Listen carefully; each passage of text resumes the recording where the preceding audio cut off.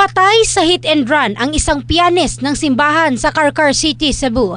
Nangyari ang insidente pasado alas 8 ng umaga ng Martes, Oktubre 8 sa kahabaan ng Sitio Bunsay, Barangay Bulinawan ng nasabing lungsod. Ang nasawi ay kinilalang si Rodante Tan, 49 anyos na taga-barangay Ucania. Ayon sa Carcar City Police, angkas si Tan sa motorsiklong minamaneho ng isang Dioscoro, 64 anyos nang mangyari ang insidente. Magkaparehong direksyon ang binabaybay ng dalawang sasakyan, ngunit nang nag-overtake umano ang pick-up, sumabit ang manibela ng motorsiklo sa likuran ng pick-up, kaya't nawala ng kontrol ang driver ng motorsiklo. Natumba ang motorsiklo at tumilapo naman ang angkas na si Tan sa kabilang lane at nasagasaan ng isa pang sasakyan na minamaneho ng certain Felix na taga Bacolod City. Matapos ang insidente, kaagad na umalis palayo sa lugar ang driver ng pick-up at iniwan ang dalawang biktima. Nagpapagaling pa sa ospital ang driver ng motorsiklo na si Dioscoro. Samantala, patuloy na inaalam ng pulisya ang identity ng driver ng pick-up at may mga CCTV na rin silang nakalap. In the heart of changing lives, ito si Michelle Craste ng Brigada News